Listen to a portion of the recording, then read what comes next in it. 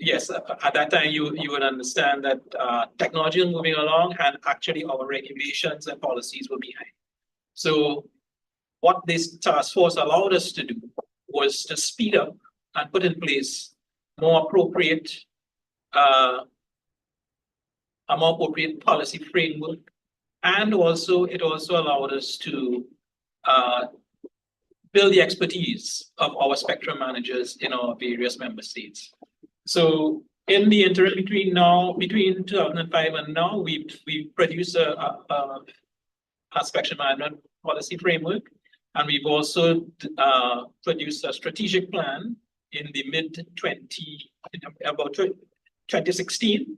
We produced a spectrum management strategic plan for the Caribbean, which focused on not just harmonization, but minimization of cross-border interference, spectrum pricing, and also digital broadcasting transition. So with this background, we go ahead and typically in a year, we would meet 3 or 4 times a year and focus on evolving our policies appropriately to take account of technology, but also to harmonize our Caribbean inputs to global conferences like the World Radio Communications Conference of the ITU, which is held every 3 or 4 years. Coming out of the last WRC, which was just last month in December, we propose to have our first Caribbean Spectrum Management Task Force meeting next month, the 21st and 22nd of February. And usually the first such meeting of any calendar year, the main item on the agenda is to create the action plan for the task force for that year. And that action plan typically goes and gets endorsed by the steering committee and so on and implemented. So for the purposes of this afternoon's meeting, I'm drawing your specific attention to the first Spectrum Management Task Force meeting of 2024, which we propose to have. It will be a virtual meeting, 21st and 22nd of February, and the main item would be establishing the action plan for this year. I mentioned that we typically meet, the task force typically meet 3 or 4 times a year. And this year, there is a special event that we plan to have. And it would actually be in our proposed second meeting for the year. It's just outside of the first quarter, but I think because it's a new thing that we're getting into, it's worth the while to give you early notice that this might be coming. And for those who are interested and would like to contribute to Spectrum and work in the Caribbean, it might be of interest to you. So after that February meeting, we propose in May, right now, the 14th to the 16th of May, to have, in conjunction with Forum Europe, a Caribbean Spectrum Management Conference. And we propose to attach to that a second meeting of the task force for the year. To talk a bit more about this Caribbean Spectrum Management Conference, I would like to invite Mr. Dan Kraft, who is the Managing Director for Forum Europe, and he would give us a bit more background in terms of where we're coming from with this conference and why maybe you should be a part of it. So Dan, over to you. Nigel, thank you very much, and good morning or afternoon to everybody, depending on where you are. And great to be with you, and yeah, appreciate the opportunity to talk a little bit more about the Caribbean Spectrum Management Conference that Nigel has introduced so well there. So thank you very much for that, Nigel. So as Nigel mentions, we're delighted to be working with CTU to hold a first edition of a Caribbean Spectrum Management Conference alongside what's going to be the second Spectrum Management Task Force meeting that CTU are holding this year. And the events, both the conference and the Spectrum Management Task Force meeting, are going to take place in Jamaica Not actually finalized the exact venue yet, so we're still working with our partners in Jamaica on that. But it's likely going to be either in Montego Bay or Ocho Rios, one of those two. And we hope to announce that shortly. It's going to be fully in person, so we're not going to have a hybrid event. We want to get everyone hopefully there in person. I think the idea of the conference is really to share all of the information and really have a meeting point to discuss spectrum management in the region, but also to be a good networking point, we hope. And I'll talk a bit more about this in a minute, to bring people from outside the region into the event as well. So an opportunity to have some real quality networking time as well. And as such, we're holding the event fully in person, as I said, in Jamaica. We'll be confirming the location for that shortly. So maybe just to talk a little bit more. So I wanted to start off by talking a bit about our Global Spectrum series. So the conference is going to be a new event that's taking place as part of this Global Spectrum series. So you can see on the screen here a bit of the information about the event. So the Global Spectrum series comprises of 6, so soon to be 7, regional spectrum management conferences focusing on different regions around the world. So you can see that we have on the left of the screen there the 6 events we already have. And as you can see, those are all established events, each in the region seen as an important meeting place for the spectrum community to discuss spectrum policy issues in that region. And yeah, delighted to be this year introducing the Caribbean, and hopefully to have this new annual platform, to be working with CTU and other partners for a new annual platform to talk about spectrum policy in the region. As I said, it's key. We want to bring as many stakeholders together from the region, but also global stakeholders. We work closely with ITU on all the events, and we're hoping that ITU again will be a partner for the events here, but also bringing in stakeholders from the other regions, and looking at kind of policymakers, looking at industry representatives. And I think a key part of what we want to do with the series, and what we hope to do with the series, is really to provide that platform for information sharing. And that's both within the regions that the event take place, but also learning from experiences from outside the region. And I think, just from talking to different stakeholders across the wider Americas region, looking at and globally, there's a huge amount of interest in this new event, and I think we're aiming to have a lot of people coming in from outside to give the benefit of their experiences, and also to learn from some of the initiatives and the things that are taking place within the Caribbean as well. So very excited to be launching this as a new event. To just move on with my screen. There we go. Just to talk a little bit about some of the partners who are involved in the series as well. So the Global Spectrum series, we do work very closely, as I mentioned, with ITU. ITU are a partner for all the events. I think ITU obviously provide a lot of meeting points as well for the spectrum community, and they have, as Nigel just mentioned, the WRC, which happens every 4 years, but a huge number of kind of meeting points throughout the year as well for the spectrum community. So I think we work very closely with them to make sure that our conferences complement the work that ITU do. So we have a slightly more interactive feel to our events, slightly more discussion based and informal in some ways. And I think we do work very closely with ITU on the content and everything as well, to make sure that, as I said, we're structuring things and that there's complementing the work that's being done by ITU. Another thing just to point out here as well, the events are always neutral. Our aim is to provide a platform for all of the different spectrum stakeholders to come and discuss the key themes. So you'll see on the list of the partners and organizations here, we have a wide range of the different stakeholders. The number of the mobile operators, mobile vendors. We have satellite companies on, both the GSOs and the non-GSOs. Some of the companies that are launching the satellite constellations that we're seeing these days, Amazon and people like that. Broadcast, the unlicensed community, wireless microphones. So all of the different stakeholders, and a key part of what we do is to make sure we have that involvement from all of these different stakeholders. So that's very broadly the series. So maybe to talk a little bit about what we're actually planning and what you can expect from the Caribbean Spectrum Management Conference, and how that's going to work. So as Nigel mentioned, we have the 2 days for the conference, so 14th and 15th of May, and that's going to be held alongside the Spectrum Management meeting, Task Force meeting on the 16th. So it'll be 2 days that we're planning of kind of interactive discussions. So all of our sessions are panel based. We don't have any long presentations. We really want to have that discussion going and making sure that we do have that interactive format, getting the audience involved as well as our panelists, and really having a format that really tries to kind of challenge people, I suppose, but provides that opportunity to learn from each other and look at the best way forward to ensure kind of there is that coordination of spectrum policy within the region and the best practice and things around that.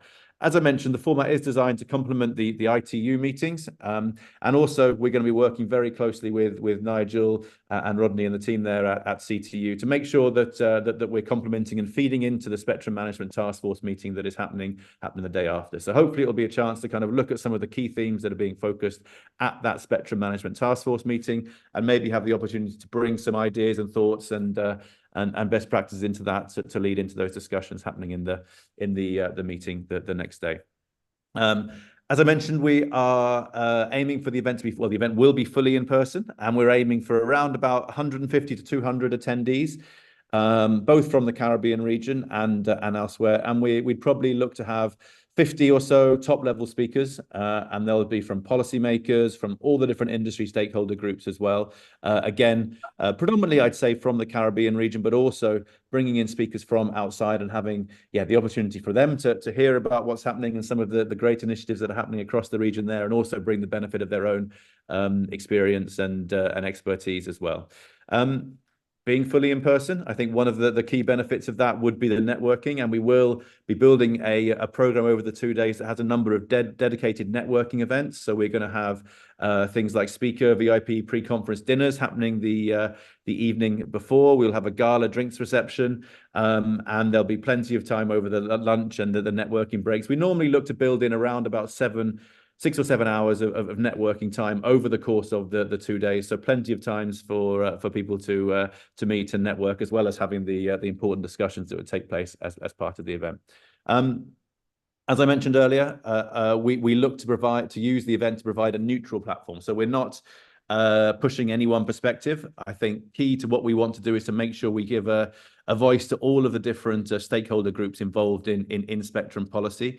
So going back to the slide I showed last with the partner organizations, the sponsor organizations, we do work with partners across all different industry and policy stakeholder groups, and we'll be looking to do the same here for this conference. I should have actually mentioned the sponsors that I showed on the last page were companies who've been involved previously in the series, but we have had already a really good level of interest in getting involved in the Caribbean event. And we have organizations like GSMA, GSOA, the Global Satellite Operators Association, Ericsson, Huawei, already signed up to be part of the conference again for this year. And I think we'd expect a good number of those different groups to kind of again be involved in the conference again. So yeah, looking for stakeholders from across the different stakeholder groups, and making sure we have that neutral and balanced platform for discussion there.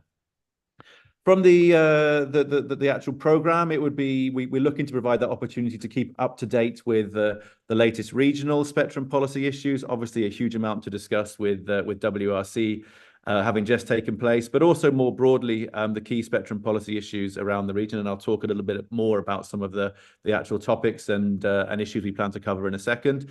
But also looking at some of the more global issues, as well as those happening regionally in the Caribbean as well.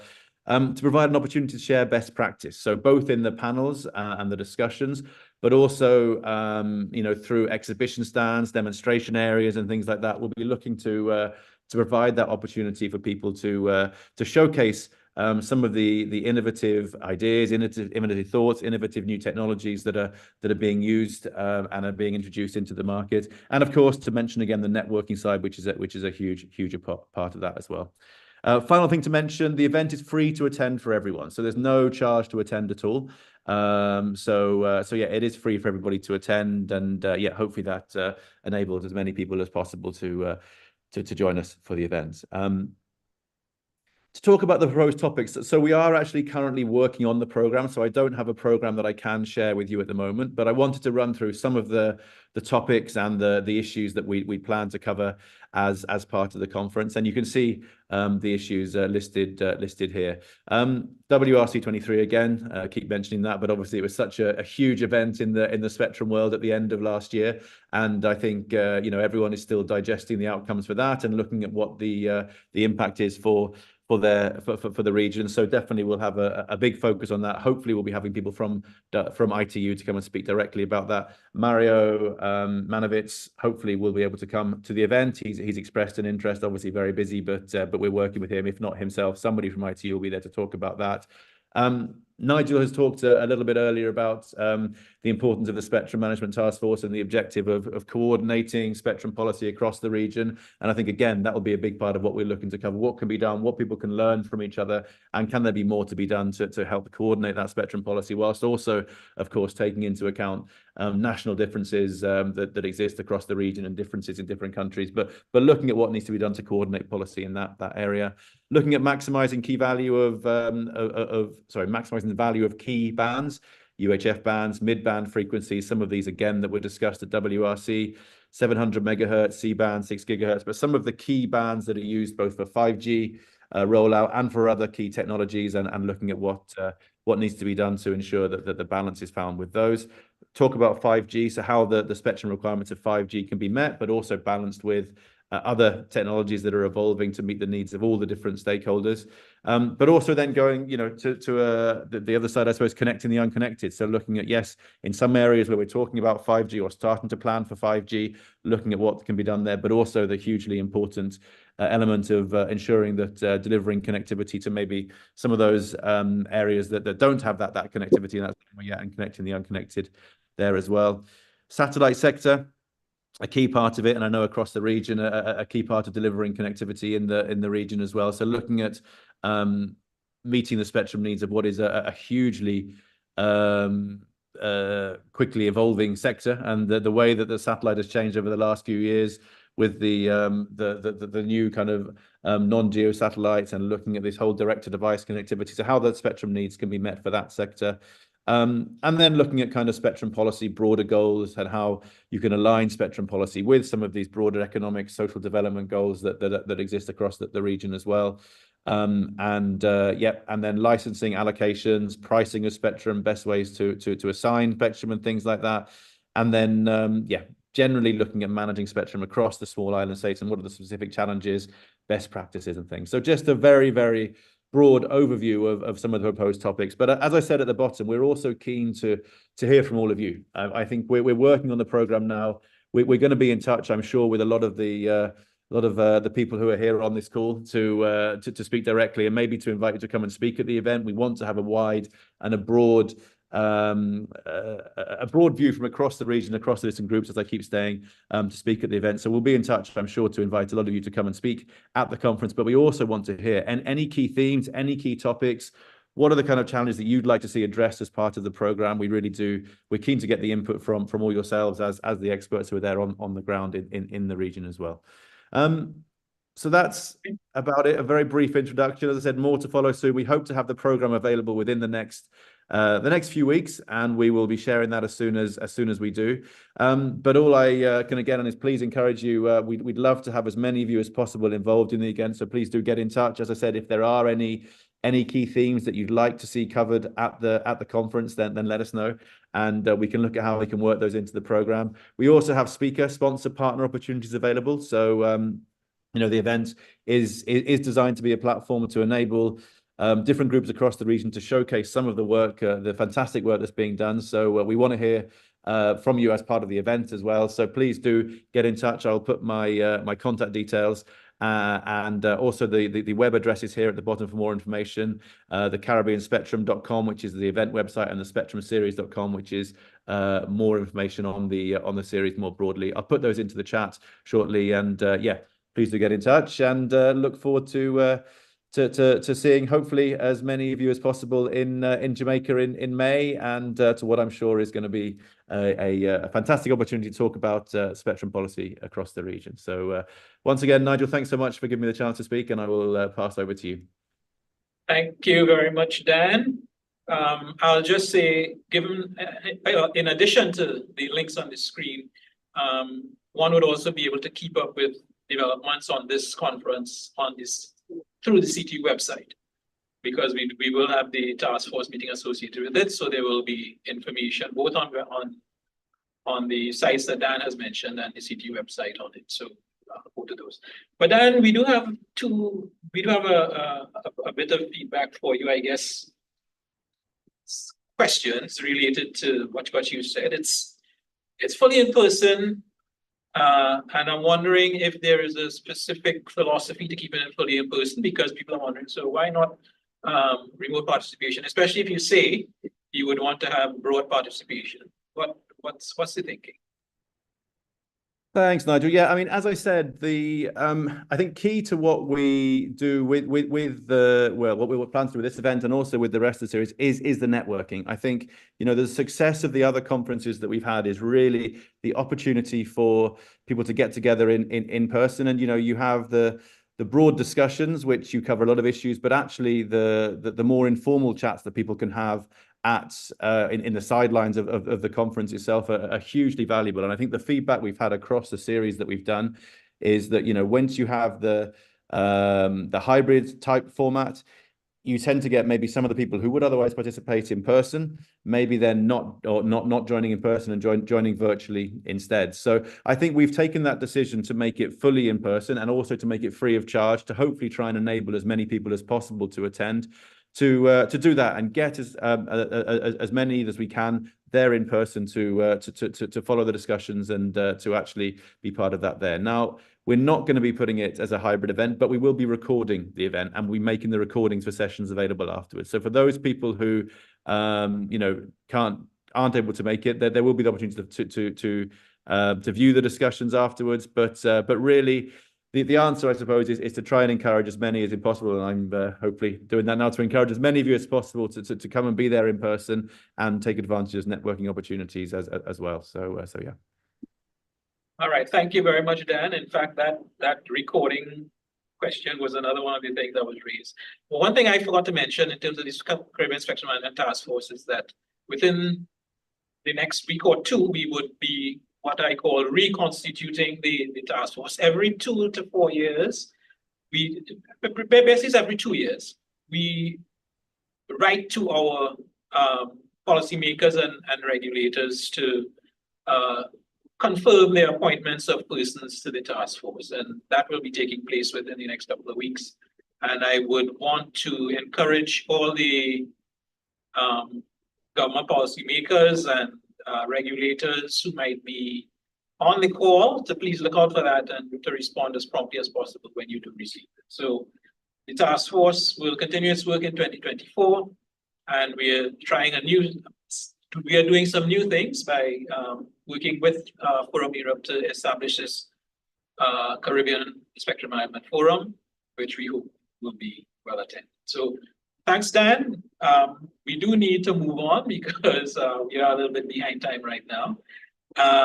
We're still in Spectrum though, and the next event that we want to focus on, Jimmy mentioned that the GSA was going to have a workshop as part of the Canto AGM, of the Canto Connect and 40th AGM.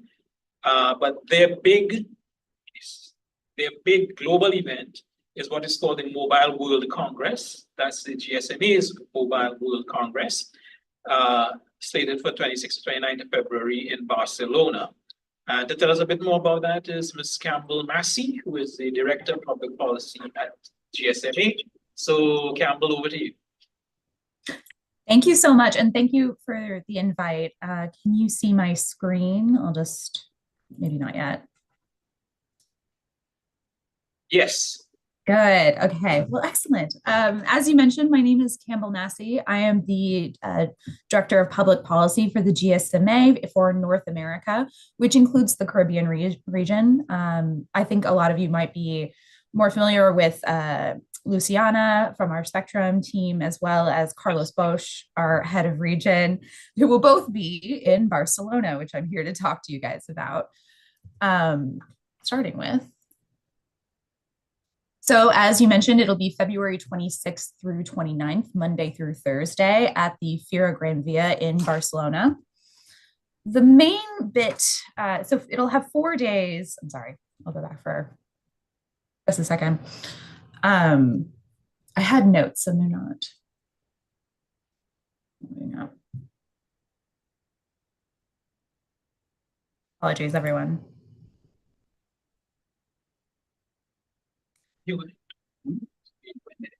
Yeah, sorry, 1 second.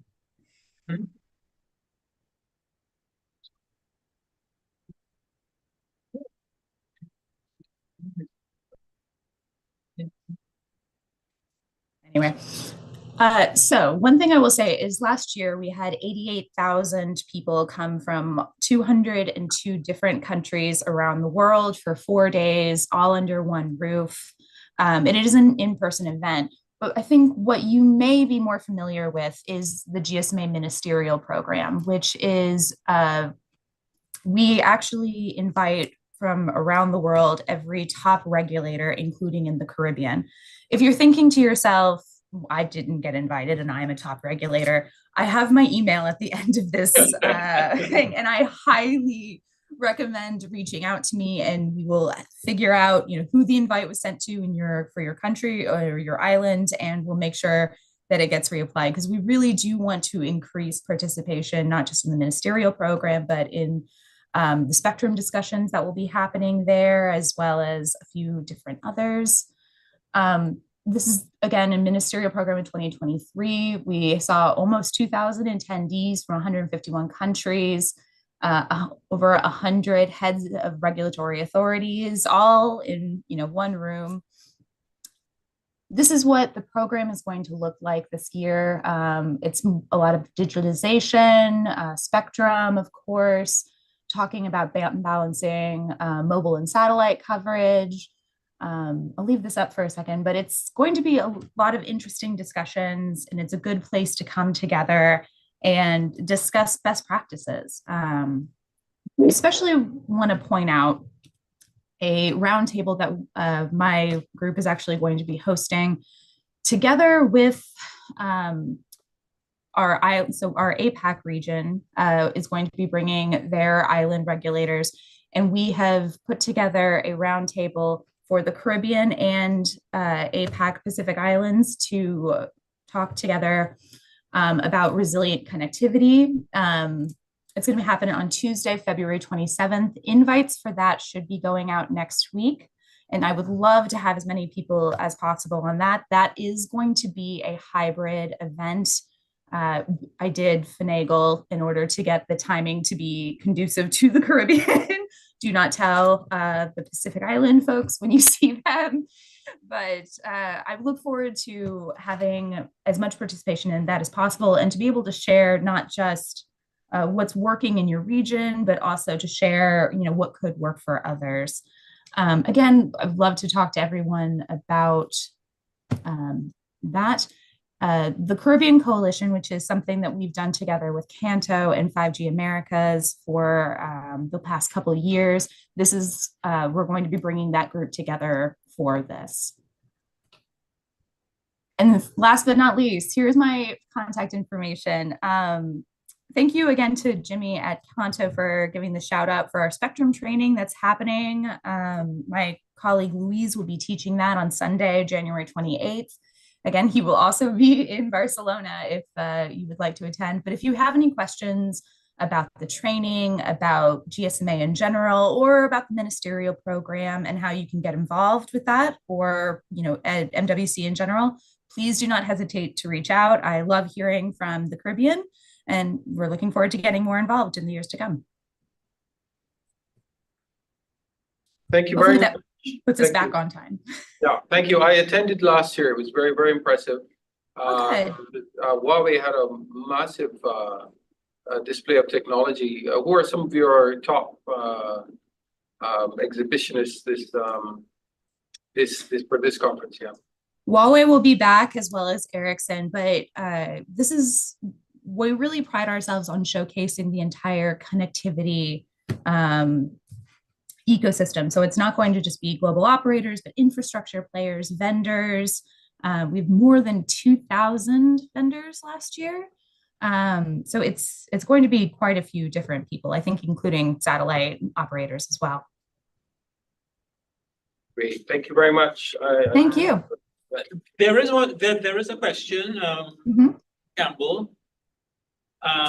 There is also the Mobile World Congress Las Vegas, and our question is asking if there would be a similar ministerial program there.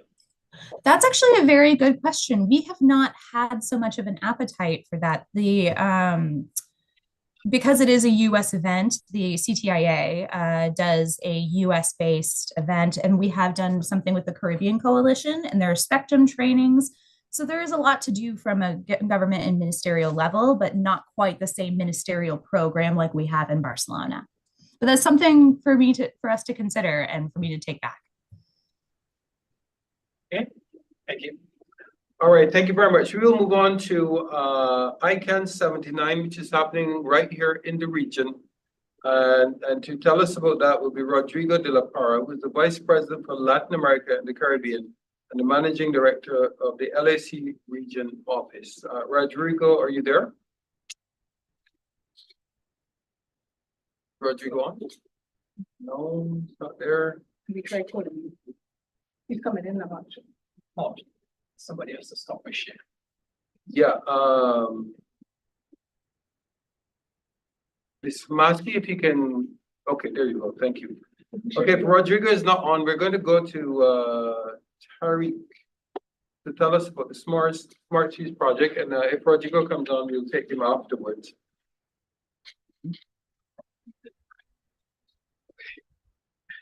Smart Cities setting priorities for accessible communications at sea for small-scale fishers workshop. And Tariq Mohammed is a consultant engineer with the ITU to tell us about the Smart Cities project. Go ahead, Tariq. Thank you, SG. And can you see my screen? Yes, we can. Wonderful. So as introduced, I'm Tariq from the Smart Cities team, and today I'm going to talk about setting priorities for accessible communications for small-scale fishers. So approximately 40% of the fish we consume on a daily basis comes from what are known as small-scale fishers. That is to say, the fishers that ply their trade in these small, undecked wooden vessels, or as we call them in the Caribbean, pirogues. These fishers comprise 90% of the world fisheries fleet and over 93% of the fishers in the Caribbean.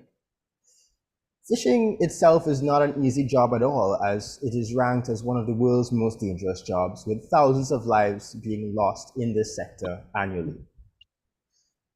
One of the facilitators of disaster resilience is, of course, information communications technologies, ICTs, for which we realize that a number of barriers exist to fishers having access to them. So this item sets out through the Smart Seas project to develop an agenda for accessible communications at sea for small-scale fishers, primarily through assembling a very loose global community that turns its attention to the issue of inaccessible communications and develop a number of multi-sectoral, multi-stakeholder priorities to fill the gaps which exist. The scope of which we're looking at how we communicate, as well as data, which is what is communicated. And we recognize that there is the demand side, which is truly accessible communications, which is what we're moving towards or hope to move towards, and that there exists the supply side, which is the current state of maritime data, as well as communications at sea. A number of gaps, which I haven't read here, exist, and the ones that we're primarily focusing on for the communications at sea side of things include devices, services, capacity, awareness and adoption, as well as the policy and regulatory environment. The agencies that will be engaging through this initiative over the next few months include research institutions, regulators, policymakers, service providers, manufacturers, standards bodies, and the list goes on.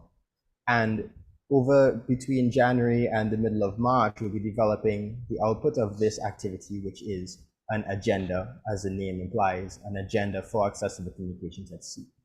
We'll also be hosting a workshop in the middle of March, that's the 11th to 12th, from 9 a.m. to 4:30 p.m. in the Hyatt Regency in Trinidad and Tobago.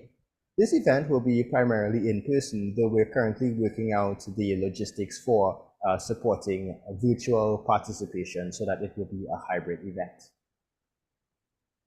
Just looking at the schedule, so at the start of this year, we kicked off of the activity, and we are currently drafting the agenda and engaging a number of participants that will help us contribute towards the development of this agenda. So this is where we're at right now. We're aiming to complete a first draft of this agenda by the middle of February, leading up to some revisions that will be for the workshop that we'll be having in March. After that agenda finalization, we will then be moving to publish it through the ITU as an international agenda. So I just did a very short version of that presentation, noting that we're a bit behind on time. And if there is anyone that's interested in finding out more information or getting involved with us on this, I encourage you to contact us through email at sst@ctu.int. So thank you very much, and I'd like to hand it back over to SG and Nigel. Thanks again. Okay, thank you. Very short and sweet. Any comments, questions? Don't see any, but if any come up, we will let you know, Terry. We do have Rodrigo on with us to tell us about ICANN 79 taking place right here in the region in Puerto Rico. I'm already registered, plan to be there, and we're promoting, of course, our Caribbean participation in this very important conference. Can you tell us about ICANN 79 and why our regional stakeholders ought to be there? Go ahead, Rodrigo. Thank you very much, Rodney, for the invitation. I prepared some slides. I don't know if I'm able to share them. I think I can. So that I can, yeah. Can you see it now? Yes, we can do full screen. Yeah, there we go. Okay. Well, I'm going to tell you, as Rodney Taylor has mentioned, about our forthcoming meeting in San Juan in Puerto Rico, very close to the Caribbean. We are expecting good participation from Caribbean stakeholders, of course, members of the CTU, but also other parts of the internet ecosystem. So this will take place in San Juan, Puerto Rico, from 2nd to 8th March 2024. As Rodney has mentioned, the registration is now open.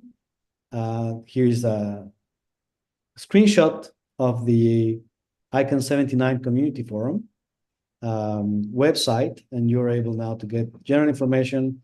The schedule is still pending. So let me explain a little bit about the ICANN meetings and their rotation, because perhaps many of you know we hold 3 meetings per year, and we rotate from region to region. So now in March, we're going to, it's actually formally North America region, but geographically is in San Juan. They chose to organize it in San Juan. Then, and that's called our community forum. We are going to have now, after that, ICANN 80 in June. We are doing now that in Africa, in Kigali. And then by the end of the year, in November, we are doing our 3rd meeting of the year, which is our annual general meeting in Istanbul, in Turkey. I'm also including in this slide some of the opportunities for funding to participate in the meetings. Of course, we are now, closed for the fellowship applications for the meeting in San Juan. We start very well ahead of time. You can see here the different deadlines, right? Actually, we recently closed the application for the Kigali one, but then we should be mindful of the opening of the round for the Istanbul meeting on March 19, 2024, which we will welcome many of you. So the fellowship program tries to achieve is to support interested stakeholders in participating in ICANN meetings. So not only will it provide for funding for your travel and your accommodation and a daily stipend, but it will also try to guide you through the different groups at ICANN and how you can participate in those. We have had very good experiences from Caribbean stakeholders in their journey at ICANN by being part of the fellowship program or the Next Gen program, which is focused on students. So a little bit of ICANN ecosystems and the meetings. We can, see three main parts of the organization: the community, of course, which is all of the volunteers that participate in different advisory committees or supporting organizations at ICANN. Our organization, which is the staff that provides support to the activities of the community and the different groups. And of course, our board, which is made up of 20 members. Some of them that will come, 12 of them come from the different groups at ICANN. And then we have 8 of them that are nominated by a committee called the nominating committee. And are people from all around the world. There's a geographical balance and representation of the board as well. The 3 supporting organizations, as you can gather from ICANN activities, divided into names, domain names and numbers, IP addresses, is the ASO, the Address Supporting Organization. And this is where the different regional internet registries participate, like LACNIC and ARIN for the Caribbean region participate. And then the domain name part of the naming part of ICANN is divided into 2. The country code name supporting organization, which is the organization that gathers all of the registries or operators of CCTLDs, the country codes, like .tt, for example, for Trinidad and Tobago, and all of the others in the world. And then the other part are what we call the generic name supporting organization, which gathers the registries that operate the GTLDs, as we call them, the generic top-level domains, such as .com, .net, .org, and now more than 1,200 new generic top-level domains. So these are the supporting organizations, but we also have advisory committees. 4 advisory committees. The first one that we see here is the at-large advisory committee, and this committee it gathers the organizations, mostly from civil society, that will look after the interests of internet end users. It's also divided into 5 regions, and it's currently supported by over 200 ALSs, or at-large structures, and their volunteers. Another advisory committee is the Government Advisory Committee. The so-called GAC provides advice on public policy issues, and this is the advice that the board of ICANN needs to make decisions around the domain name system. Finally, we have 2 technical operational advisory committees. One of them is the RSAC, it stands for Root System Advisory Committees.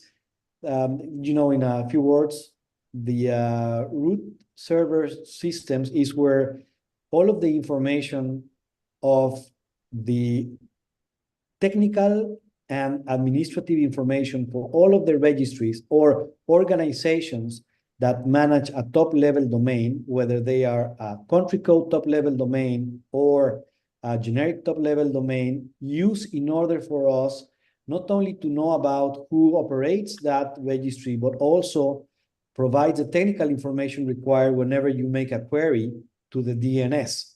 A query is when you type a domain name address into your search engine or portal that you use for accessing the internet.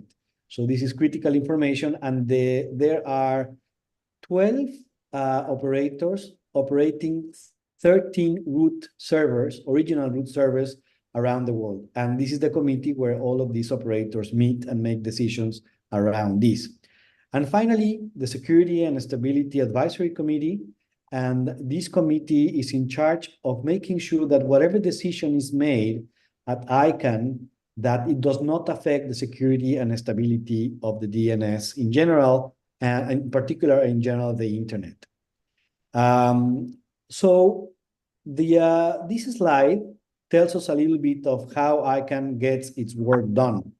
The final product of all this pipeline are called policies, and this is what the ICANN community works. And they develop policies in what we call the multi-stakeholder model, as I have just described, but also through this bottom-up process where the communities start discussing any issue at hand, and we'll have several interactions within the community and other groups of the community, but also outside of the community, providing input, and then after a while voting on the board and come up with a decision.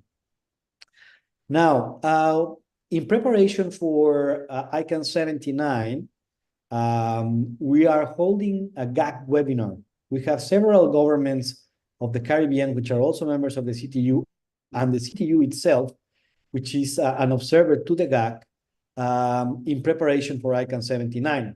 So as we approach the date of ICANN 79, we'll have more clarity on the agenda. This agenda will be discussed in this GAC webinar, which is hosted by our team, the Global Stakeholder Engagement Team. This is already scheduled to happen on 8 February 2024, and we'll have the participation of the staff within the org that provides administrative support to the GAC, and then other seasoned members of the GAC that can help us, guide us through. This is very useful for everybody, but particularly good for new attendees of the GAC. We will talk about how the GAC works.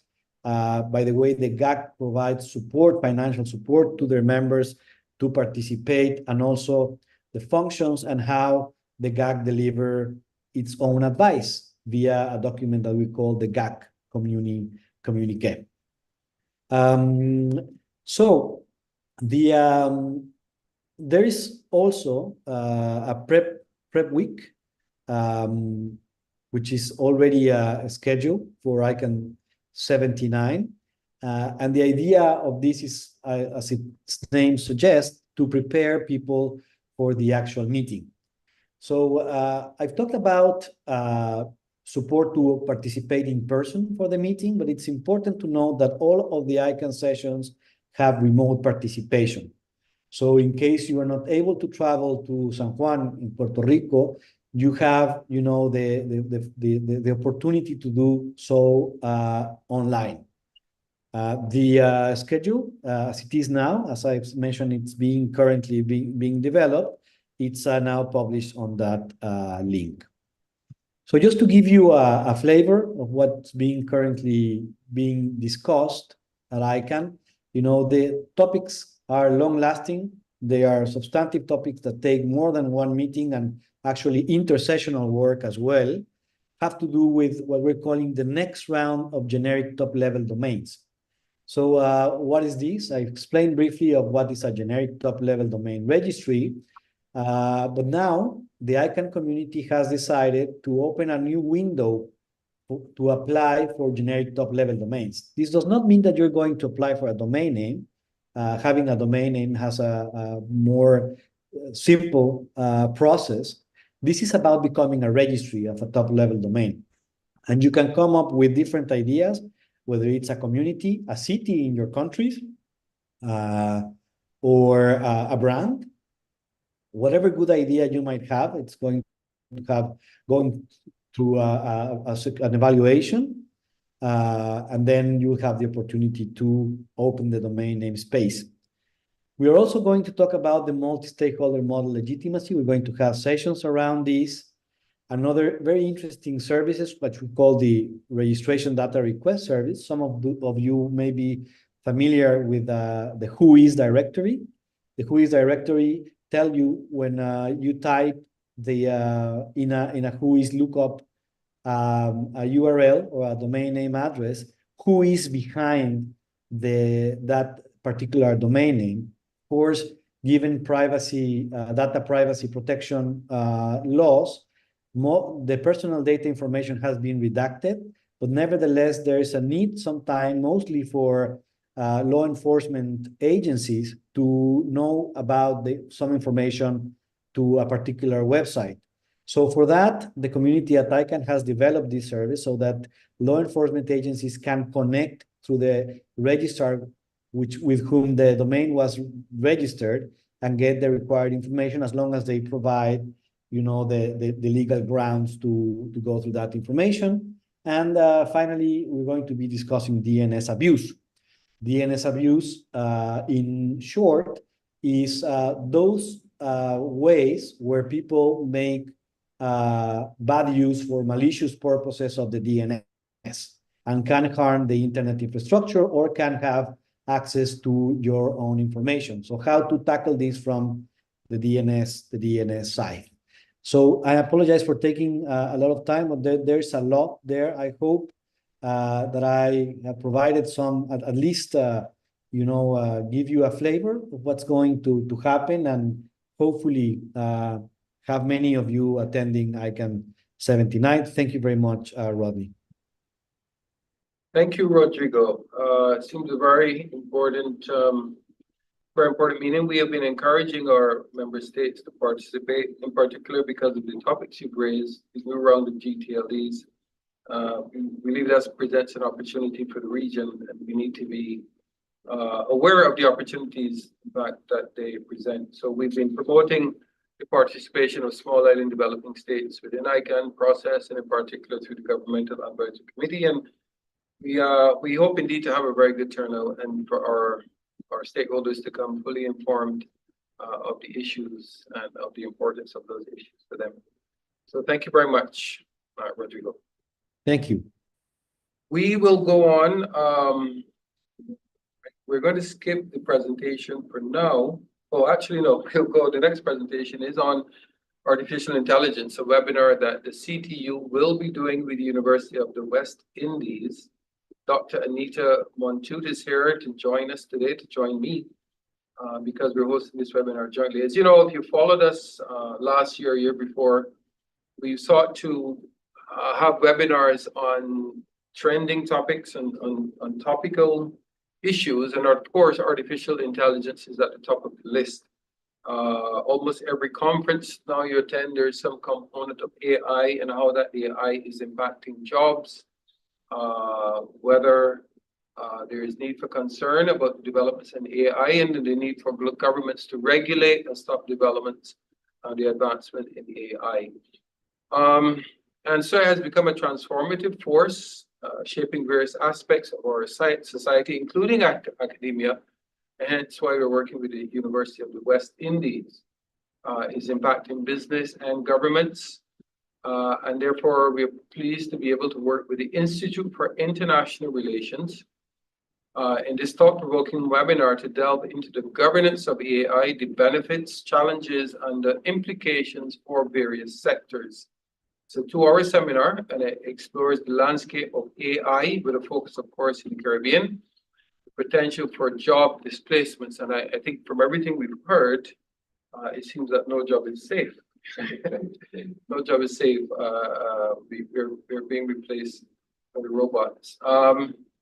Ethical considerations. We hear of things like deepfakes, their impact on the democratic systems and societies, and of course, in how it's impacting learning. So I'm going to invite Dr. Montut to just share her perspective as well, but this is a webinar that we will be doing jointly. It is free, it is open, and we encourage all of you to join us on the 22nd of March. Dr. Montut, over to you. Thank you very much, Chair. You more or less said what I had planned to say about the seminar. I just want to emphasize that it will be on Friday, the 22nd of March, and it will be from 10 a.m. to 12 noon. And you have very nicely provided the objectives of the webinar. This webinar will be open to students, faculty, professionals, and the general public interested in exploring the implications of AI. But we particularly encourage people from various backgrounds, business, academia, to participate and to attend this webinar. We are hoping that through this webinar, it will generate insightful discussions and promote deeper understanding of the challenges and opportunities associated with the integration of AI in the various fields.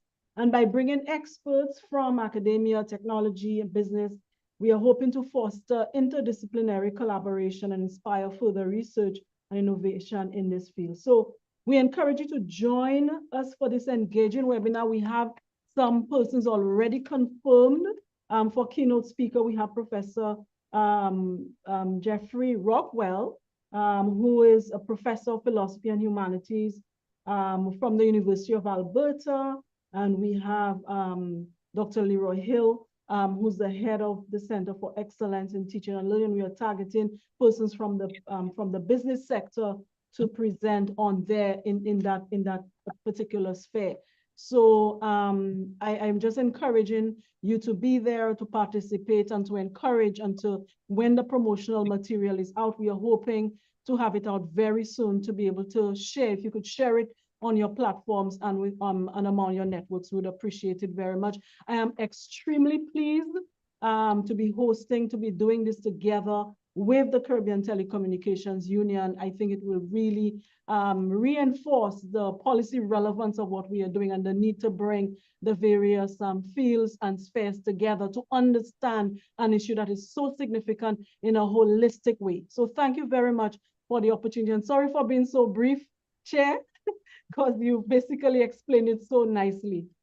Thank you. Oh, thank you. No, brief is good. Thank you.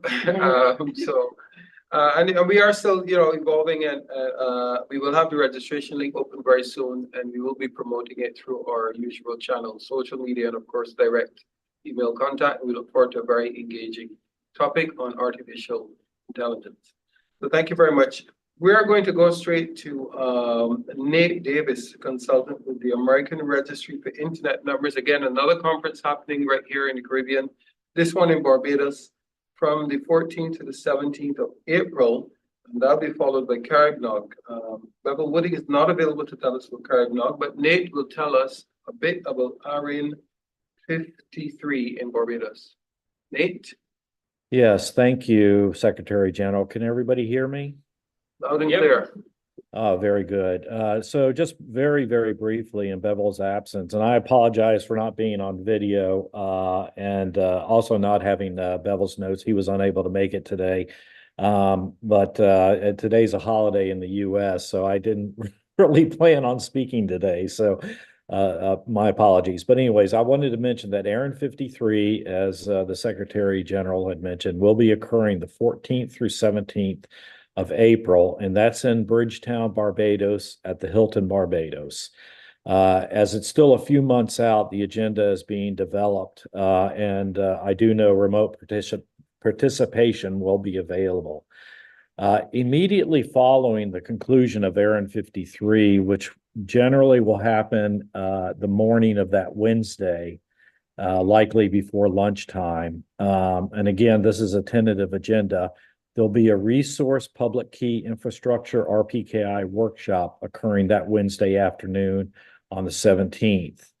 The next day, on Thursday, April 18th, there'll be a full day Caribnog meeting there. And then on Friday, there will be an IPv6 workshop intended to help those that are interested with the assistance in understanding how to set up an IPv6 network.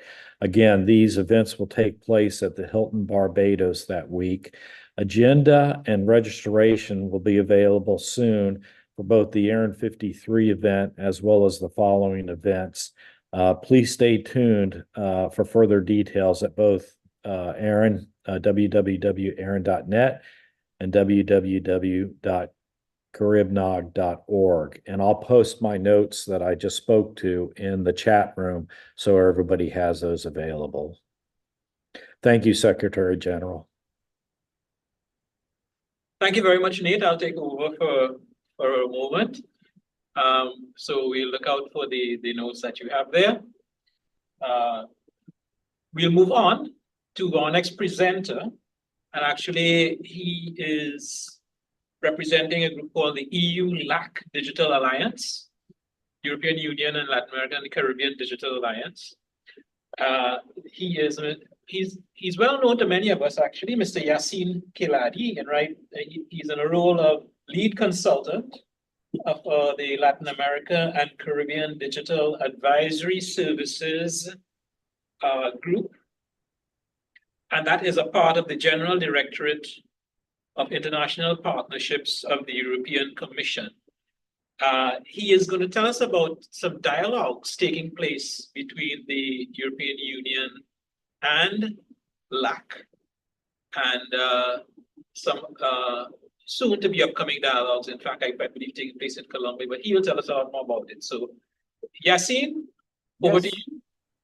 Hello, hi everyone, and thanks to CTU for having me for a few minutes and the last minute in agenda add-on. Thank you very much for the opportunity. Yes, so I'm going to be very synthetic and fast, also quick presentation. So just as you may know, the EU Latin American and Caribbean Digital Alliance was launched last year. It's basically an informal space for dialogue and cooperation between the member states of the EU and the Latin American and Caribbean countries. So it's, let's say, government and to EU dialogue and cooperation. It has also, under that umbrella, there is also already ongoing a program of activities that has 4 pillars. The first one is a high-level policy dialogues on digital policies and regulations. The areas are connectivity, data governance, e-governance, AI, and cybersecurity. There is a pillar on connectivity, which is basically expanding the research networks and with Red Clara, the Bella 2 project. There is a pillar on the Copernicus strategy, which includes Earth observation data centers in Panama and Chile, which will be service all the region, including the Caribbean, with very high quality Earth observation data and imagery and services on top of that. And the EU LAC Digital Accelerator, which looks to promote joint ventures between private sector companies of the Caribbean, of Latin America, and of Europe. That was launched in March last year. In July, the heads of states met in Brussels of the EU LAC summit, and they signed a joint declaration that also sets the policy framework for that, let's say, and orients the discussions. It includes heads of states of Bahamas, Barbados, Dominican Republic, Jamaica, Suriname, Trinidad and Tobago. Uruguay is not Caribbean, should have not been there, but those are the ones that were present in July from the Caribbean and signed this joint declaration. So it's a kind of membership based, just the countries who will join will just sign or co-sign this declaration and agree on the principles.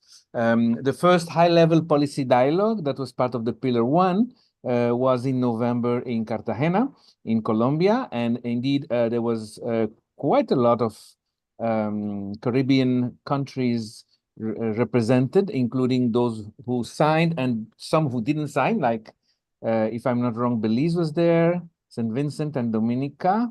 Rodney, you correct me if I'm wrong, but I think those were the ones that didn't sign but were present at the dialogue.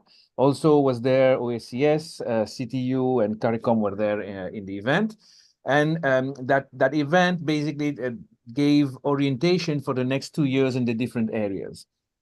So they gave target, what can we achieve in this policy dialogue and regulatory dialogue in 2 years, up to the next summit that it will be in 2025.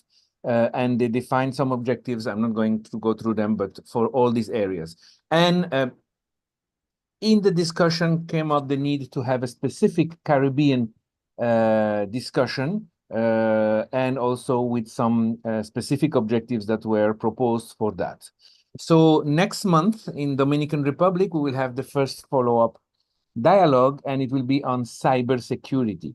So it is on the 14th, 15th, and 16th of February.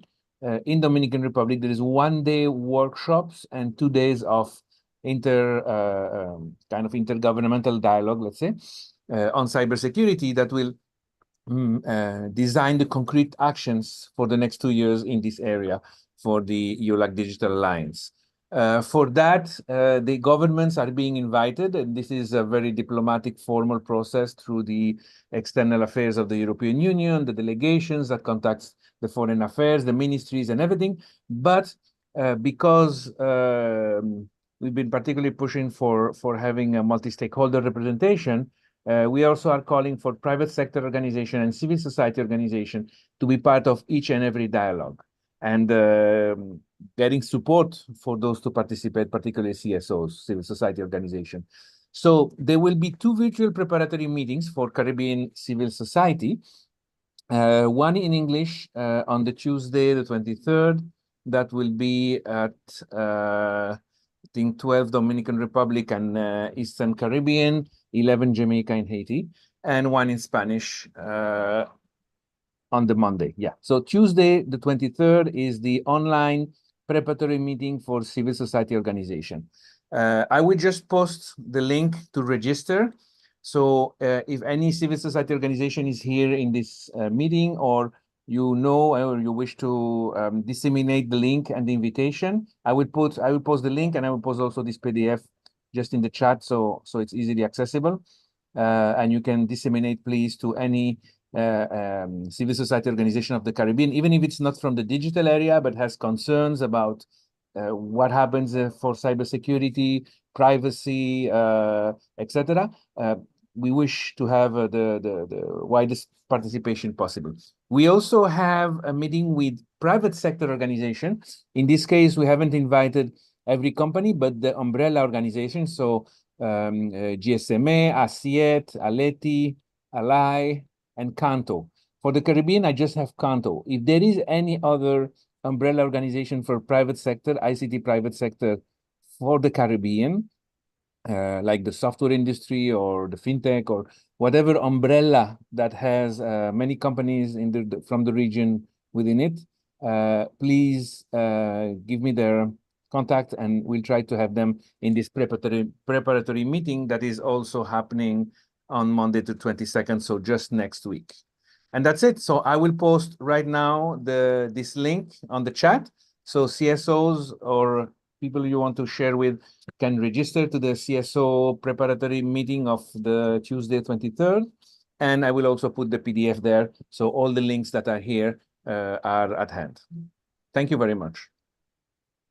Very good. Thank you very much, Yassine. I was just about to ask you about the other links in the document, which would have provided some useful background, but if you are posting the PDF on the chat to make them available, that would be appreciated.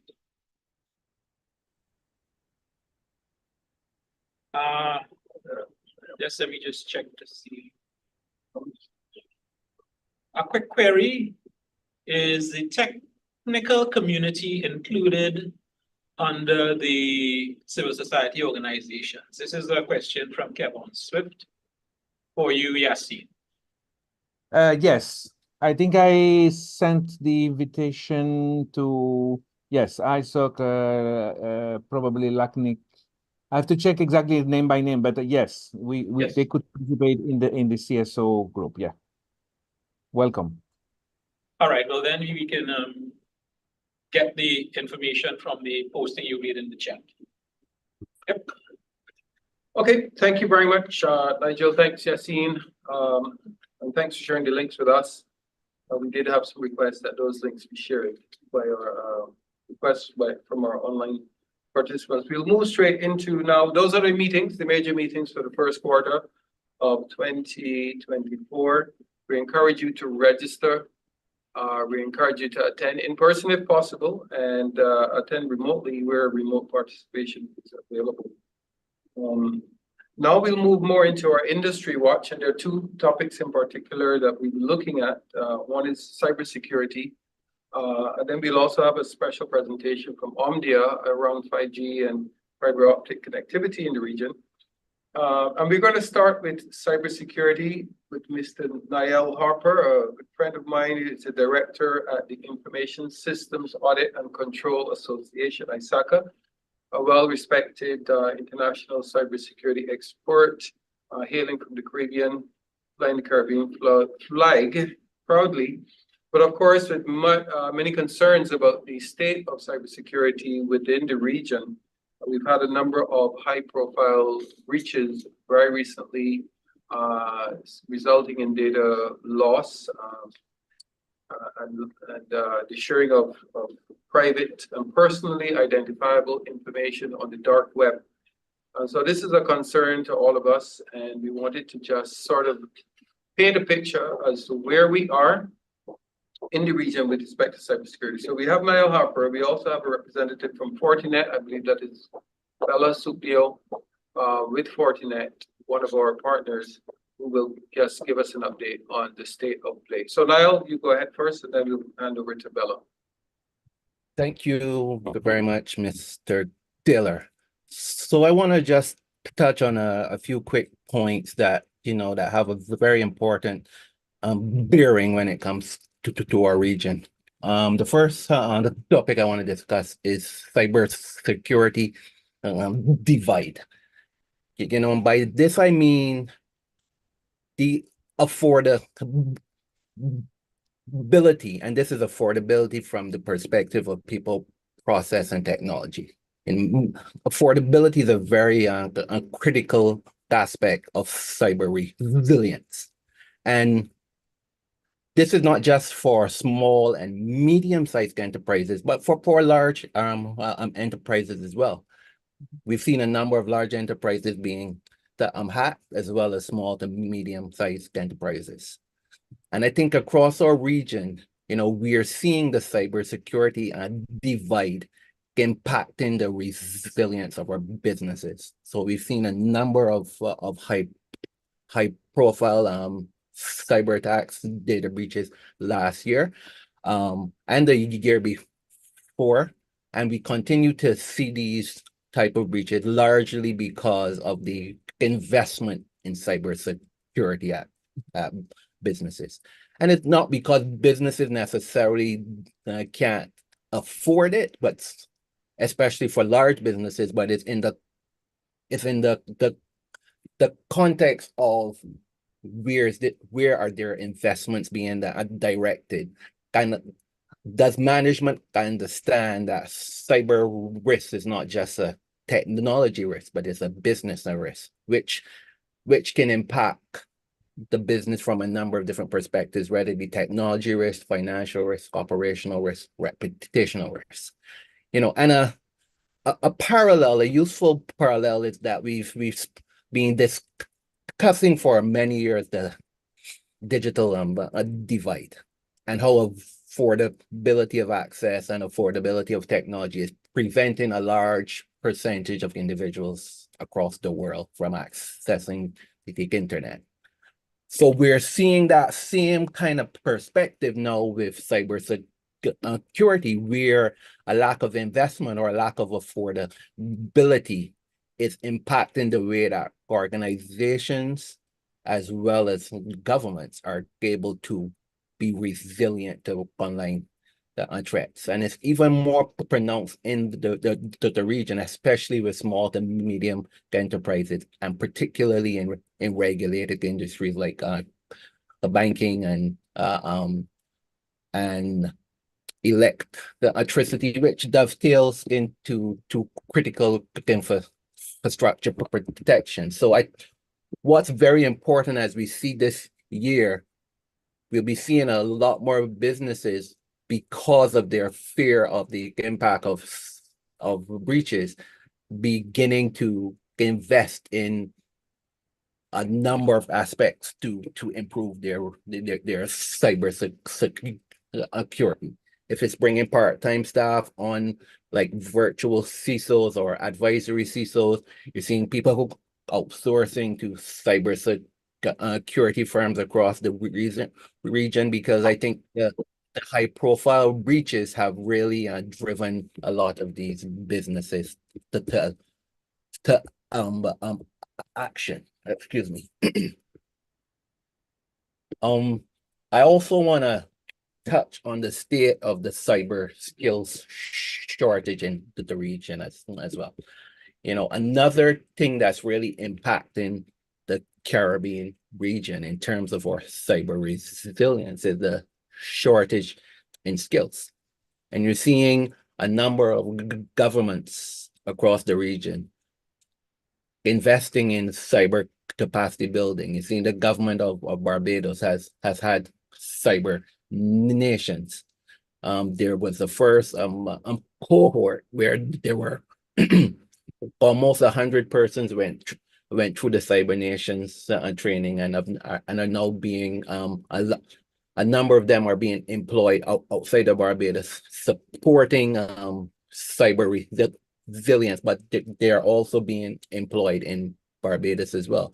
You're seeing in Trinidad and Tobago as well, you're seeing investments through the United States, the State Department, as well as the Embassy for the United States, supporting capacity building in law enforcement, in government to drive the uptake in terms of cyber skills and to ensure that the critical skills for to meet the cyber security objectives of our nations are being funded, financed, and also supporting how our nations collaborate with international organizations.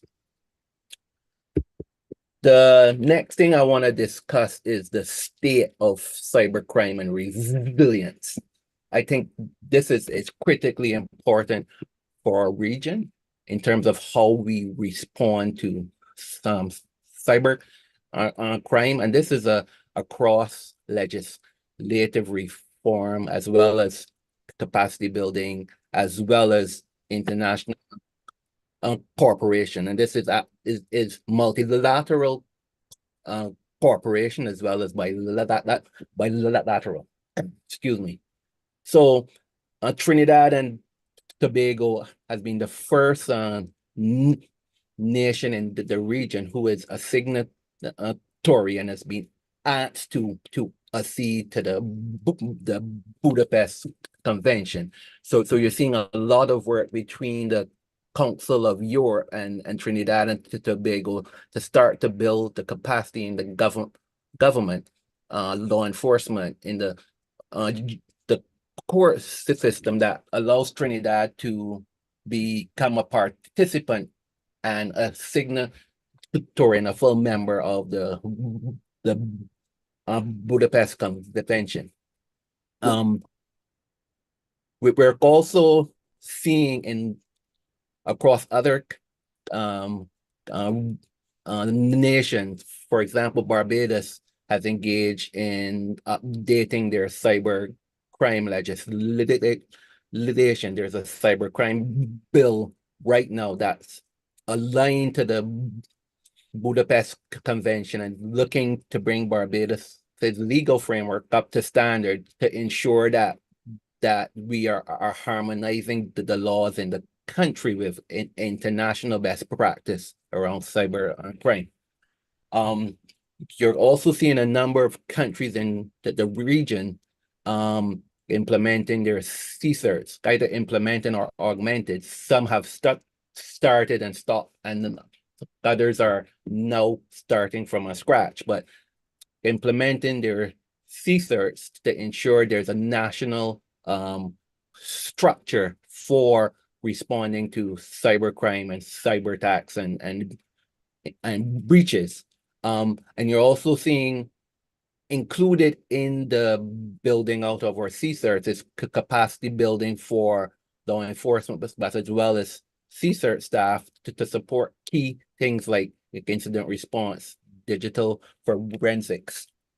So also around cyber crime, I think where there needs to be an improvement in the region is more participation by Caribbean nations in international fora for cyber security. For example, the open-ended working group at the United Nations, especially in the discussions and the negotiations around this a cyber crime treaty. We also need to see more collaboration and cooperation in terms of regional CSIRTs with FIRST, which is the International Association for Incident Response. So also increased bilateral treaties between Caribbean nations and the Asia Pacific countries, as well as the Latin American countries, just to increase the ability to share information and build capacity, but also for critical things like cross border access to electronic evidence. And finally, I want to talk about the state of emerging technologies and cyber resilience. You know, over the last year, 18 months, you know, we have seen a lot of improvements and in terms of emerging technology, particularly artificial intelligence. And artificial intelligence, while there's multiple upside to artificial intelligence, it also introduces a number of risks.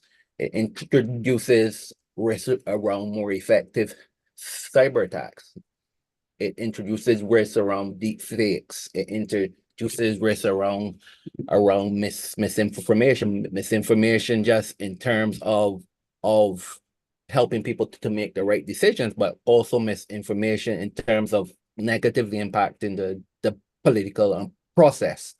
So as we look at the diffusion of the use of emerging technologies across the region, more and more resilience needs to be built into how these technologies are used, both in the public as well as the private sector. So, you know, for one, we mentioned the webinar I did in collaboration with the University of the West Indies. So I think that's a very great example of building capacity and educating on the risks of emerging technologies like artificial intelligence, so that we can build more security controls in terms of security due diligence, assessing of vendors to ensure that their platforms are secure, ongoing tools to combat misinformation, ongoing tools to ensure that we have the right legislative framework in place that supports critical aspects of our society against emerging technology like intellectual property bias, as it's implicit or explicit. Also the use of artificial intelligence in terms of making decisions that will harm individuals. I think as we move forward, the legislative frameworks are critical to protect society while also achieving the rich features that we can yield from such tech. So that's it for me right now. Thank you, Niall. And we're going to ask Bella to come right in and give us a perspective from Fortinet as well. Then we'll look for see any questions or comments in the chat. Go ahead, Bella. Sure, no problem. So good afternoon, everyone, and thank you to the CTU for inviting us to the meeting today. Definitely a pleasure being here. I was reading the comments and I listened very, very attentively to what Niall said, and I definitely want to echo on some of the things that he would have pointed out in what he just said, because it's very relevant information in terms of specific points that I'd want to focus on, right? So he mentioned something around, you know, organizations and how they address their cybersecurity needs, but how they prioritize it. And I can definitely agree with you on that aspect. From a provider standpoint, Fortinet is a provider of cybersecurity solutions to the region. It's something that we would have encountered as well. I think organizations are redefining how they assess risk and what does that mean from a cybersecurity perspective. So you find that there are organizations that are adapting very quickly, and there are some organizations that are still reassessing what does that mean, and that comes from a place of awareness, right? Some organizations are still catching up to what cybersecurity awareness is. What does that mean for them? How does that impact their organization from a business continuity standpoint?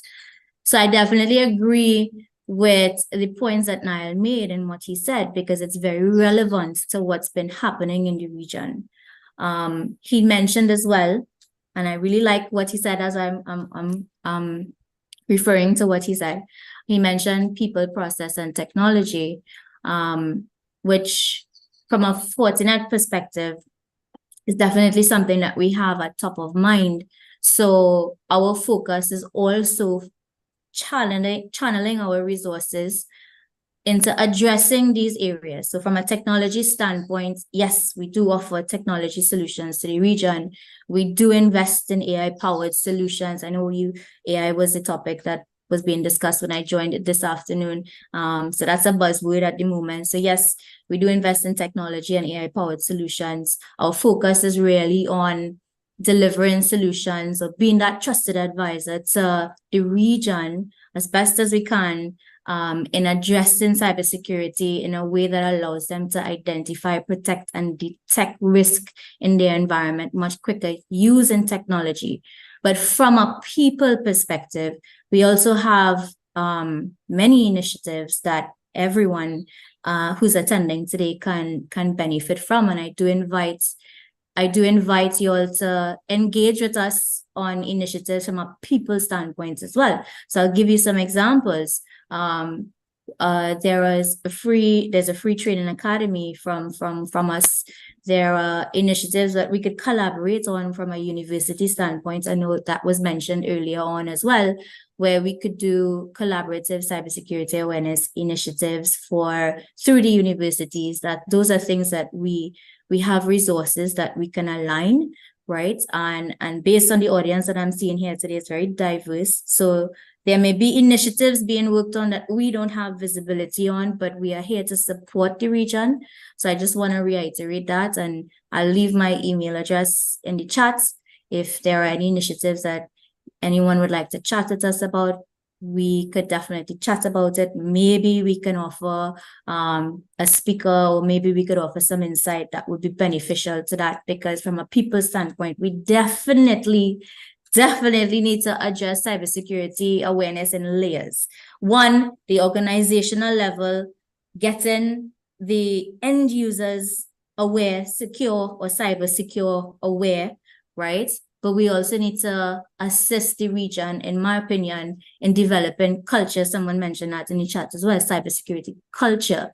But where does that start from? Does it start from the organization, or does it start from the education systems? Does it start from the next generation of leaders and educating them at a much earlier time? And I think those are things that maybe we need to look at in layers and work at them simultaneously, because we didn't expect that the threat landscape would be what it is.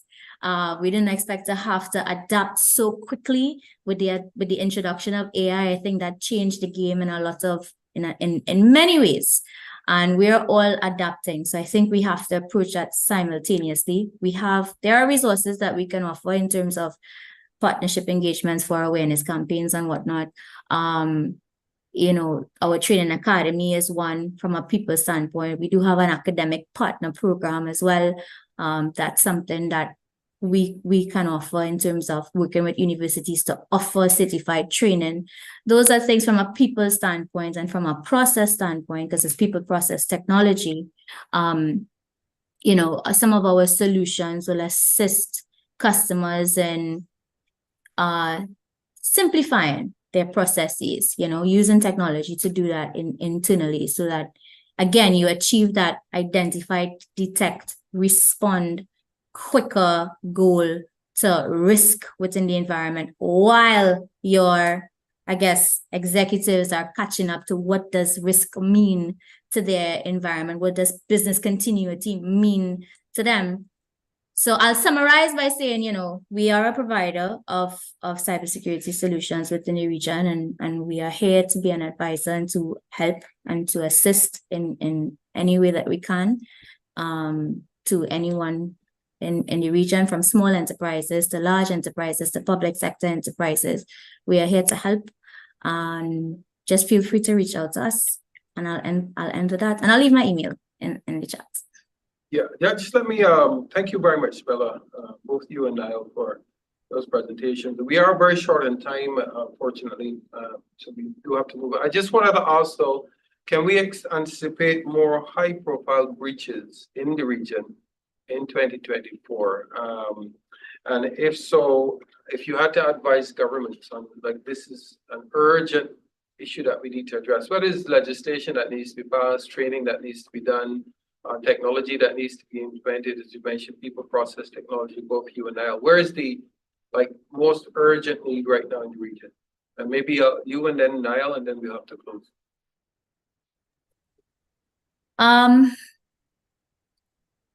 So from my perspective, I would say there's so many urgent prioritized needs, but I think that redefining of procurement processes in acquiring solutions at the right time to address gaps or infrastructure gaps within the networks right now is definitely a priority from my perspective. And simultaneous to that, the awareness and building cybersecurity culture would be my top two priorities right now. I think a lot of what I've experienced in my capacity, in my role at Fortinet, is the timing of things, and that happens because of the lack of prioritization in some instances, because sometimes businesses just don't understand why this particular thing is important at this particular time, and that creates risk. So those would be my top two. I'm not sure if that's clear enough to answer your question, but acquisition and filling gaps of your current network and making an assessment of what that is would be a top priority right now. So you address current gaps, and then simultaneously addressing the culture and cybersecurity awareness would be my top two. Thank you, Niall. Yeah. So I would say I have two as well. Number one would be critical infrastructure protection. If you look across the region, there are no critical infrastructure protection laws right now. I do not know of any Caribbean country that has critical infrastructure protection laws that have a dedicated government department that's responsible for overseeing critical infrastructure providers and ensuring that they are implementing international best practice standards around cybersecurity to protect our national infrastructure or financial services or telecom providers, etc., from material breaches. Secondly, I would say I mentioned earlier about the lack of participation by Caribbean member states in international multilateral fora. I would say the United Nations, the Copenhagen Working Group, Internet Governance Forum first. There are a number of international fora where best practices are shared, where there's technical assistance, where there's a lot of exchange of very important knowledge, the ability to build partnerships, the ability to secure funding, that we are missing out on a lot of these opportunities by not participating. Thank you very much. All right, thank you very much, Niall and Bella. And we move on to our last speaker for this afternoon's program. And having looked at cybersecurity, we're going to take a little wider look now at a global industry watch for a few minutes. The presenter is from Omdia, which is a research firm, Mr. Ari Lopez. He is a senior research manager for the Americas from Omdia. Ari, over to you, please. Thank you. Hi, everyone. It's a pleasure to be here today representing Omdia. Thanks for the invitation to be here. I'm going to share my screen. Let me know when you can see my presentation, and we can get started. Yes, wonderful. So we we are a research company, as has been already mentioned. I am in charge of the American continent research team for service providers. So we have a regional team that look at telecommunications, specifically to the service provider, communication service providers markets here. And we have at Onja. Onja is a British company based in London, and we have more than 400 analysts across the globe. And as I mentioned before, I am in charge of the team that researches the Americas. So the topic now, we're going to be switching gears from cybersecurity to telecommunications infrastructure. For the next 10 minutes, I'm going to go through 2024 trends to watch. So we released a report last year, end of last year, about the key topics we will see as more important, or the ones that have a lot of impact in the region. And we're going to be discussing them at this presentation now. So in terms of key messages, what we have are basically 4 key messages here. One is that 2024 will be the year of 5G acceleration in the region. If you look from 2021 to 2023, or at least mid-2023, we saw just a handful of countries deploying 5G in the region. Of course, we had Chile, Brazil, we have Mexico, several countries or some countries in Central America and the Caribbean as well released or launched their 5G networks, but those were really scattered around the region. Important markets were left behind. Several countries cancel or postpone the auctions because of pandemics, because of other local reasons. But from end of 2023 to 2024, early first month of 2024, we believe we're going to see a broader adoption of 5G across the region. The second key message would be fiber. If we look at how fiber broadband developed in the region, we will see that especially Brazil drove a lot of that growth. But from end of 2022 to 2023, we saw that Brazil is somehow decelerating, and other markets are becoming more important. So we see a more balanced development of fiber broadband across the region. The third topic would be these new infrastructure companies, especially what they are called now neutral networks. Several incumbents spun off their fiber networks, creating new companies. And these new companies are now offering fiber networks on a wholesale basis. And this changes quite a lot the dynamics of the market. The last point is about revenues.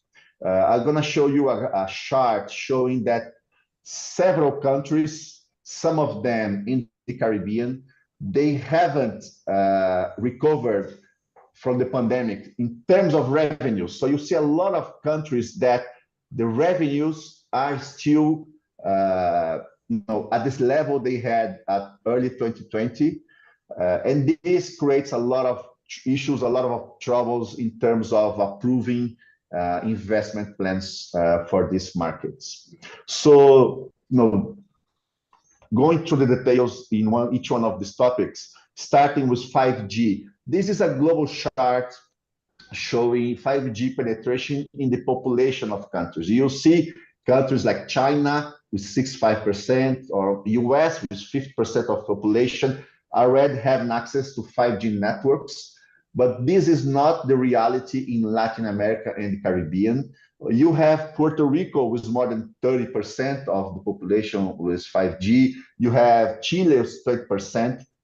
But other countries like Mexico, like Brazil, Argentina, they are under 10%. If you see Colombia, only now you're going to see the new networks being deployed, because we just had the auction in last December.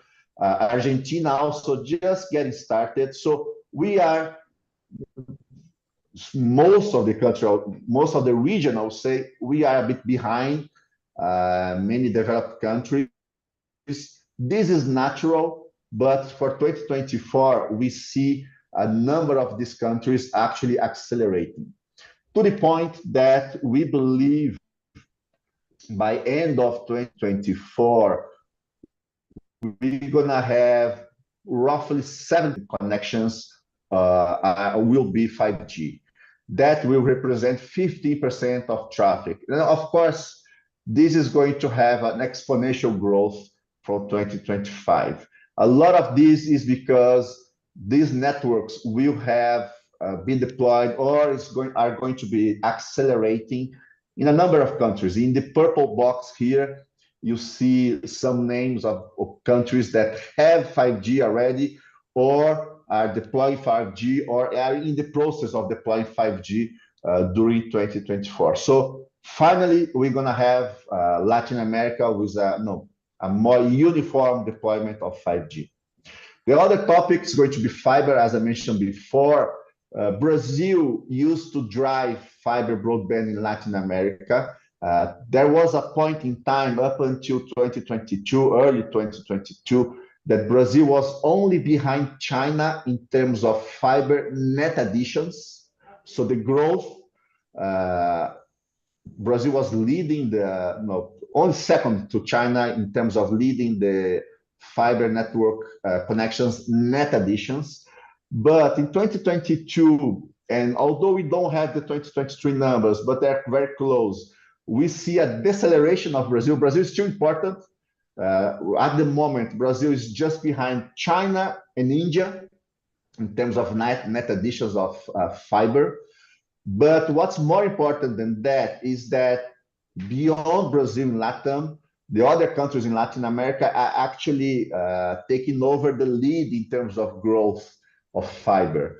And this is one important topic. The other important topic is that the non-incumbents, the challengers, the ISPs, they are actually the ones that are adding more fiber than the incumbents. So new entrants, ISPs, regional players, these are the companies that are actually adding a lot of these new fiber connections. So two very important topics here. One, growth of fiber beyond Brazil, and two, the importance of the challengers, the importance of the smaller operators, the regional players. The other topic are the new infra companies, as I mentioned, the neutral networks. This is important because we see a number of operators, and I will show you a list of these operators right after this slide, that are creating, spinning off the fiber networks, creating these independent wholesale companies offering fiber in the market. They are now really changing the landscape, because once you have this new wholesaler, they go to the market to get customers. So that infrastructure that used to be exclusive to one operator suddenly is available to multiple operators. For the incumbents that used to own that network, that changes the game, because now all the companies will have access to the same technology, to the same infrastructure. So for them, it's a game of differentiation. Now, they need to differentiate the offer because the technology and the infrastructure will be available to others.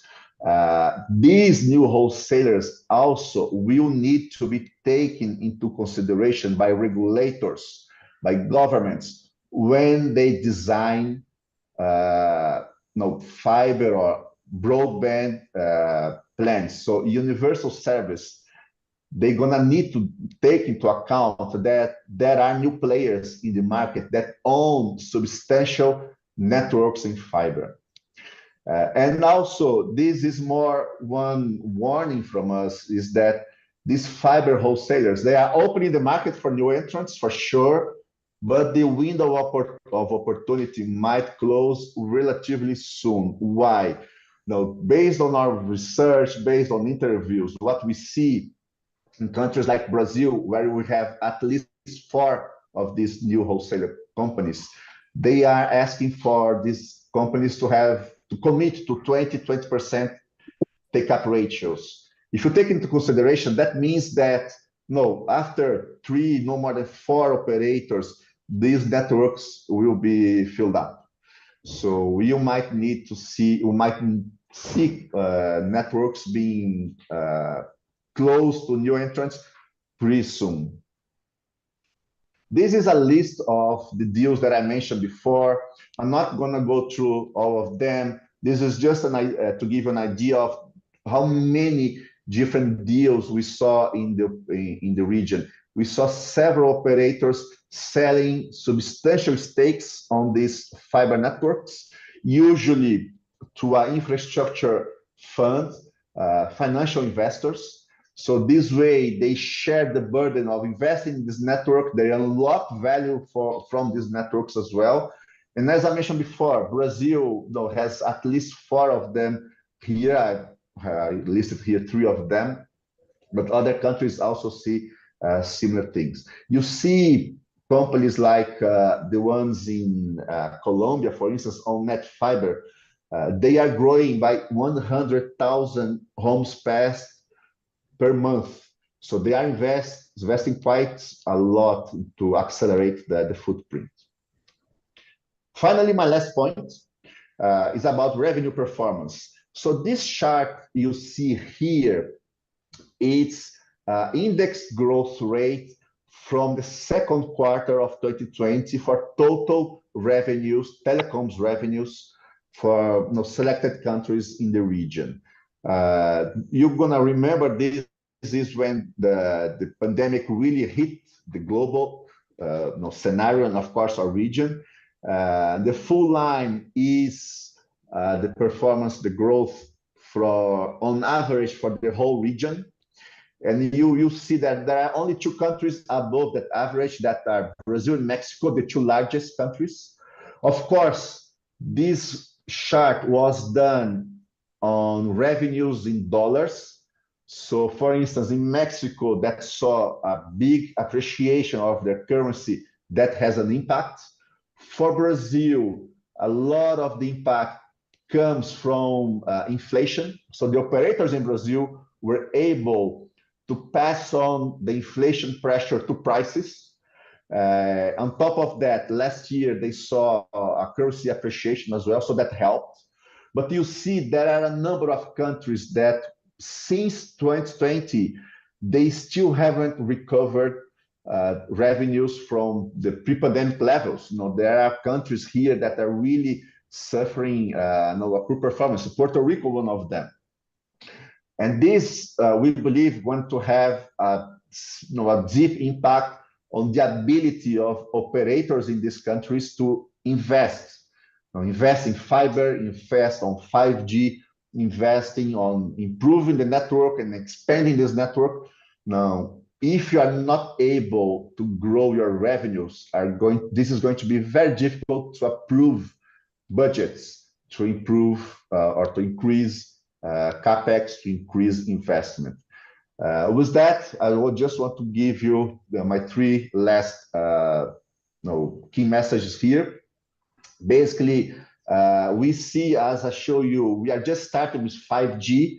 Warning that we give to operators is that so far we haven't seen innovation on services based on 5G. Almost all deployments in LATAM, what we saw was operators deploying the network, making the service available, but nothing really new comes with this 5G network. So it's really a note of warning that this innovation, this investment in 5G needs to bring some innovation to the market. The second one is public-private sector collaboration. As the globe and as the LATAM region develops 5G and fiber, we're gonna need to address the digital gap, and we're gonna see the importance of collaboration between public and private sector even more important. And finally, innovation towards infrastructure. I believe the point that I was making about the new infrastructure companies is totally relevant to this comment. If you saw that table, all those deals were done in the last 3 years or so. So this is a very recent trend. Those infrastructure companies, those neutral networks, they're gonna need to be taken into consideration when deciding about what to do and how to bridge the digital divide. With that, I would like to thank once again CTU for inviting Onja to the event. And if we have time, I'm free to answer questions. Thank you very much. Thank you very much, Ari. We do have one quick question. You did talk a lot about the fiber infrastructure and so on. Do you have any information or views on, say, what role the low Earth orbit satellites might play in the future? We know about Starlink and all these new constellations going up. We know even the geostationary satellites are innovating as well. Do you have any information or views on those? On the impact? Yeah, great question. This is something we're gonna be addressing more throughout 2024. I would say that as you mentioned, from geostationary satellites to MEO and LEO, there's a lot of innovation happening in the market. We see Starlink very aggressive in the market, especially in Latin America.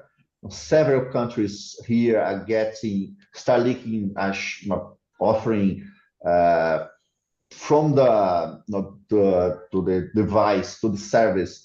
They are offering very aggressive pricing. So this is something that we are forecasting that's going to grow. Definitely for a region like the Caribbean, with the particularities in the region, this is something to consider. And seems to me that we're going to have a lot of options in the short term in terms of different options from Hughes to Amazon to Kuiper to Starlink. We're going to see a lot of innovation coming from that area, definitely. And this is something we're going to be looking at in more detail in this year. Thank you very much. I just want to say too that the CTU is in discussion with the ITU to include in our program for 2024 a particular session related to the economics of satellite communications and so on, that might be of interest to, in fact, we expect would be of interest to our Caribbean member states. So all of these things are coming down the pipeline. So SG, I'll hand over to you at this point. Yes, thank you very much, Ari. Yeah, thank you, Nigel, as well. And we are just beyond our time. I just wanted to thank you all for your participation, for staying the course with us. And as we kick off our 2024 forecast, special thanks to TT Mike, who started off and will be having the first event for the year in the Trinidad and Tobago IGF, to Canto, to Forum Europe, to the GSMA organization, to ICANN, to Tariq for Smart Seas on the Smart Seas project and ITU funded project. Of course, our partner, the Institute of International Relations, on the AI webinar. To Nate Davis for filling in for Bevel on the ARIN 53 agenda. Also Yassine from Latin American Caribbean Digital meeting coming up. And our experts, Nael Harper, Bella Supio, Fortinet, Ari Lopez, who just concluded Omdia with a forecast on 5G and fiber in Latin America. Thank you all for your participation. I encourage you to click the links that have been shared. Follow our website, ctu.int. You'll see all of our events. So we separated the CTU hosted events versus the other international events that are taking place, which are still very important. We encourage you to go there. We will update that from time to time, provide registration links, and update the agenda as we confirm. Yes, please share slides with us. We'll put them up on the website. And we have a form here for feedback as well. So we encourage you to go ahead and click that link and give us your feedback on how we can improve this forecast as we move forward from quarter to quarter. Thank you all again. Have a wonderful, productive day, rest of the week, and we'll see you next time. Thank you. Thank you.